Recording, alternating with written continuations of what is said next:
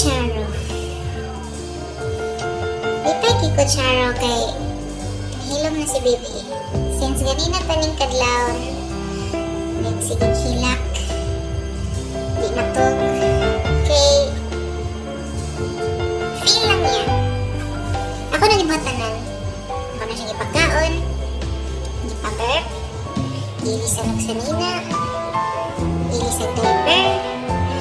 Akong gihatagan sa iyang gusto nga posisyon. At sa pamikuwang okay ang temperature. Ako siyang giswadol karon kaya mga iyang gusto karon hilom na siya. Ito nang duka na kay ka.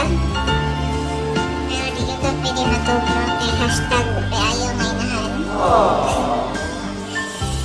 Kaya masuya ka kay mong panalamin na pigtog kay ikan duty. Pwede ni mo magpukaw kay mo duty pa rin niya.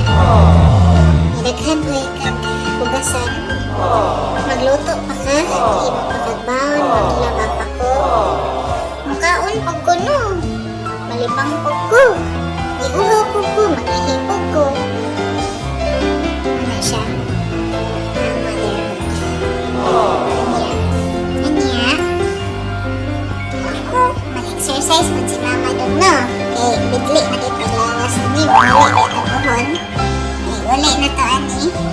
Buyag-buyagan tas mga inkanto. Inang duretag. Katambok ka ni mo hip! Now, kani mga self-esteem issues na talisod sa kaya na mag-keep up. Feeding time! Yaya? Ya?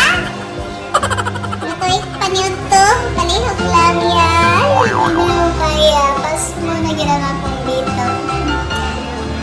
Akong bitot, gipas mo na dyan.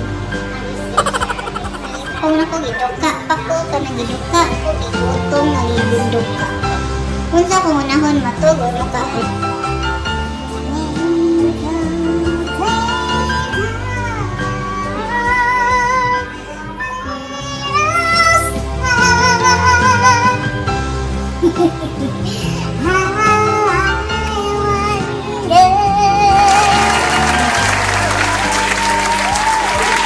Sa deep side at tapos nag-dry hat yung isa gamata pa hinilad Miss Bibi ako rin hinilad mo dun ha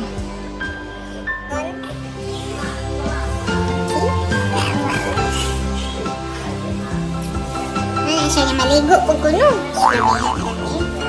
may ligo ay sarmi ang way ligo ay walay bulingon walay labhon wala siya. Thanks, Charo.